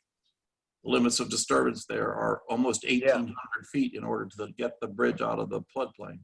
Yeah. Which is, by the way, one of the places we identified as an evacuation route vulnerable area, so I'm glad that they're addressing it. Right. Although technically it's not part of the state evacuation route. Although that's the way the growth is in the town, and certainly everybody who lives in that direction uses it that way. But I want to come back to something Kay said earlier about annexation. One of the things that when you look at those maps, like what Darren showed us, if you fly around the landscape and look at where sea level rise is going to get us, the obvious place that we all know is going to be down by the beach. But the other areas that we need to be thinking about are, you know, going up the various creeks, you know, coming out of Great Marsh.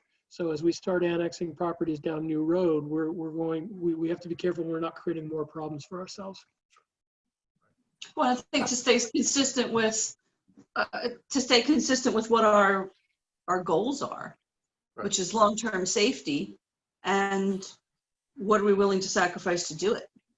So I think that's why it's going to be a larger conversation on some issues, and that's okay. I don't think it's all or nothing. I don't think it's yes or no. I think it just means we need to be a lot more careful about where things happen on a given site. You know, that we're sensitive to the elevations. How about pervious paving on commercial areas, large commercial areas? Could we do that in, say, a parking lot? Would it stand up to that, Charlie? I think every case would need to be looked at. We may not put it in the aisleway, but we might put it in the parking spaces themselves. I've seen that a lot. That's a good idea. Well, I think that's what we did on the adult living center, isn't it? If I remember correctly, Charlie? Senior living? Yeah. I thought they agreed to paving. They did, as a result. Yes, they did. Yeah, I think you're right. I think you're right, Tom. Pavement on that site. Yeah, but not the truckways or the main aisleways. Right. Now there's some of the parking spaces. And I think we also discussed, other items, not just pervious pavement, and this came up at sea level rise yesterday, is, other things to put in the parking lots to help break up the amount of asphalt or porous pavement, like shade, maybe a shade tree. And there's a thought, putting some green infrastructure for drainage. So we were just discussing a bunch of different options to kind of look at and discuss, because we recognize that, how do we, because it's not a one size fits all. That goes back to the very beginning. Like, not everything's going to work on one property. We even had the issue of like, okay, my house might be able to do these BMPs, but my next door neighbor may not, because of the way the elevation and the soil types. And it literally could be just next door, because there are differences throughout the city. So we recognize that. So it's like, we also think we need to allow for some of that flexibility, because if we say one size fits all, it's not going to work for everybody. So allowing a little bit of flexibility to find what works on that site. And I think a couple of weeks ago in the Sunday New York Times, there were a couple of articles about climate change in general and just changes. And I think we've all seen them, but they talked about, in the United States, you're going to see people moving north because it's too wet in the south. They're going to move somewhere cooler. Water issues are going to be huge. I think you can definitely see our weather patterns changing. And I sort of look at places like Hilton Head as becoming more like the way we are, not necessarily in the winter, although winters are getting more mild. And I sort of think that if we looked at places like that have shady parking lots at the grocery store, they really take into account the fact that they live in a hot environment. And I think this could be a place to do that as well. Just seeing what other communities just slightly south of us have done to make everyday life just smarter and better. They get a lot of sudden thunderstorms that have to handle a lot of, quickly dispersed stormwater. So I think that, and I think commercial parking lots are a good place to start with that kind of thing.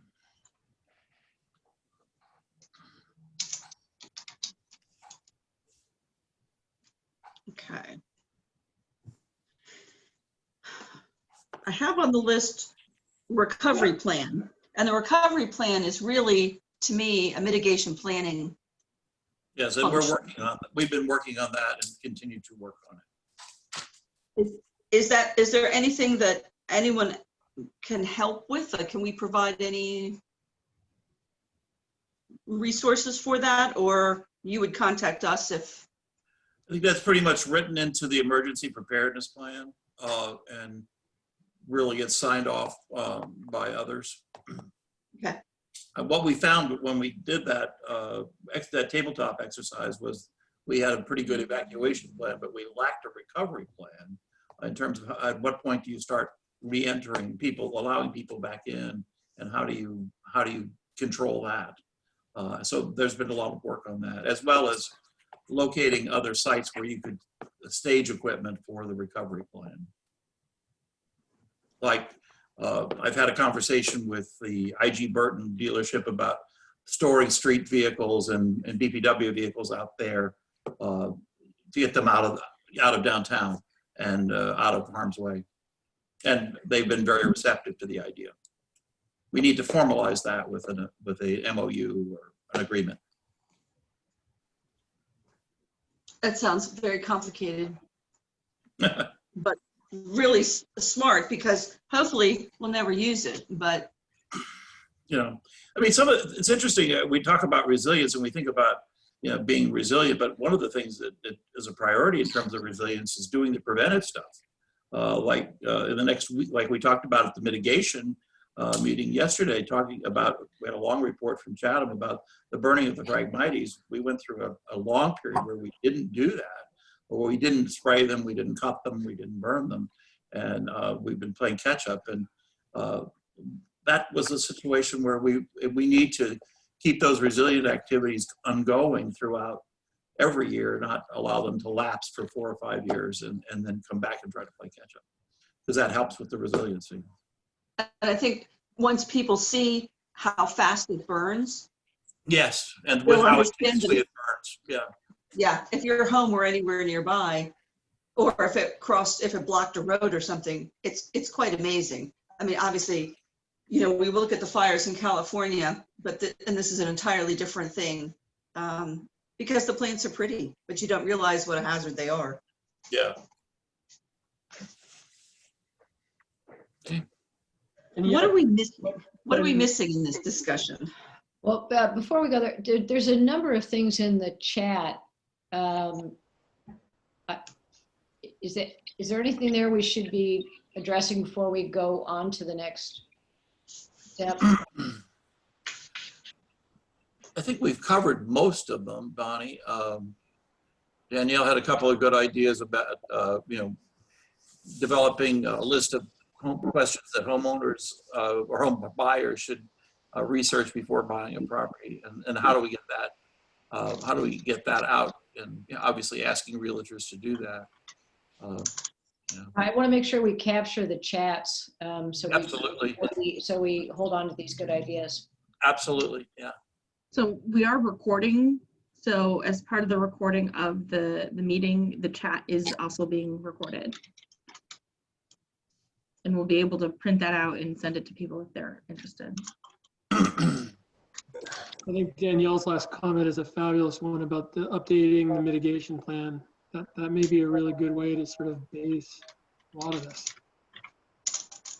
setting the priorities. Okay, I guess one thing that you mentioned in the beginning, which is the elephant in the room, is the idea of retreat, and what does that look like? And that probably should be looked at, you know, as a worst case scenario. Yeah, I mean, I think anybody who's traveled to Cape Hatteras, I mean, from year to year, and you see a whole block gone, and it's really quite astounding. The house you used to rent, you know, for a week in the summer is way gone. So hopefully we never have that, but I think we have to consider that we might. You know, retreat can be a very polarizing or scary term for people, but, you know, it does mean like moving away or relocating, but it could also mean deciding not to build a shed on the wettest part of your yard, or, you know, adding to the size and footprint of your house. So there are those like shorter term, like lower hanging fruit ways of retreat that we could maybe start with, so that we're not, you know, kind of scaring off people. The other thing I would suggest is, you know, I think again, like there's such a need for people to better understand risk, so that we can then have a conversation about retreat. But I feel like we're kind of still at almost depending on who we talk to, early to middle stages of really understanding how one thinks about risk. Exactly.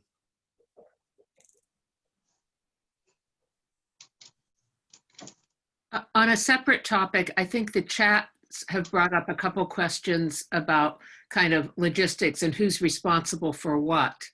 And I know there have been some answers to that, but I think often the issue is always at the interface on those kinds of issues.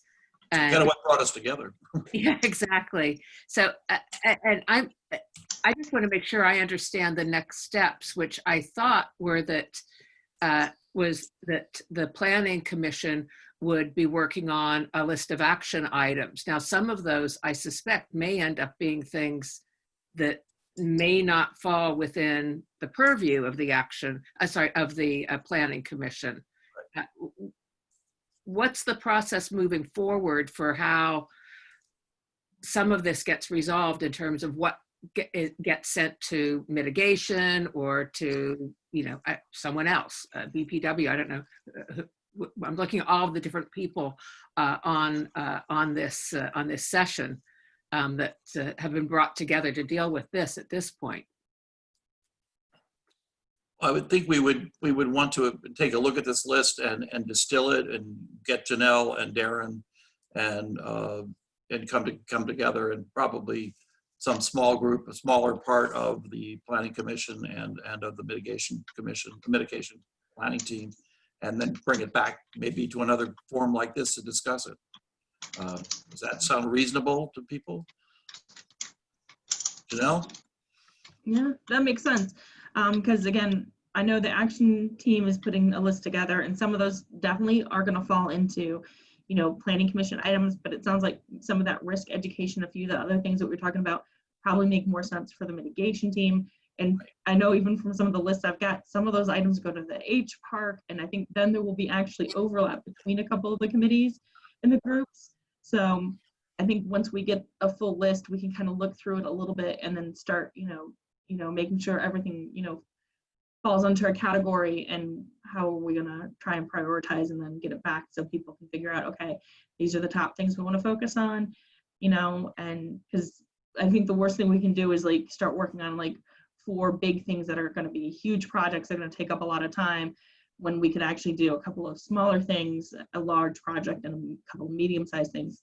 That way we keep things moving forward and we don't lose everybody's, and we keep the focus going, we keep the energy going, because I think, you know, we got a lot of things that we want to work on. Well, and ultimately, Planning Commission is a recommending body. So we'll be gathering information, gathering opinions, and crafting as best we can. And then it goes through the approval process, and it's always a public process. So that try and include as many people as we possibly can, and make sure we're not missing something, and bringing along as many people as we can as well. I think I would see us getting back together to weight these things so that and prioritize them. You know. And I suspect there may be some things that that we may want to have some early education going on Right. before we, you know, take input and move forward with actually proposing things from a planning perspective. I think that's a good place for our budget item. If it's something, say we need to ask for a speaker or go to a class or whatever it is we need to do in order to be up to speed on the subject. That's a good thought. Are there things right now that people can knock out that would satisfy that education question that Nancy just asked? I think that's a really important question. What does everybody sitting here on this screen need in order to be able to make the best informed decisions, or whatever list is generated, to be able to do the priority thing that Ted was just talking about? One thing I'll throw into the mix is that as part of our West Cedar Street flood study, Janelle and I and GMB are working on a GIS-based public survey, and we're almost ready to roll that out in the next week or so. We have to decide the limits of who we send that to, but it's going to have a lot of questions pretty succinct in terms of what kind of flood experience have you had at your property. So that's going to provide a lot of data, at least for that study, Sumner. So that'll help. I don't know if it's going to cover the entire city's geographic area. I probably would recommend against that for this study, but it'll give us a lot of data for a certain part of the city. And I think that's a really good jumping off point for some of that information, and we can kind of see people's perspectives and then start moving towards, you know, what kind of education we need to focus on. Is that going to be a hard copy or an online survey? Online. Online. Mm-hmm. How are we going to get the word out that it's online? We were going to do code red. We were going to do email blasts. We were going to look at putting things on the website. We were going to be working on a number of different outreach items. And like I said, Ted, we were talking the last time we talked about it. We need, Janelle and I need to talk about it again, just limiting it, because maybe I don't want to know what's happening to the person that lives in Highland Acres when I'm talking about West Cedar Street flood study.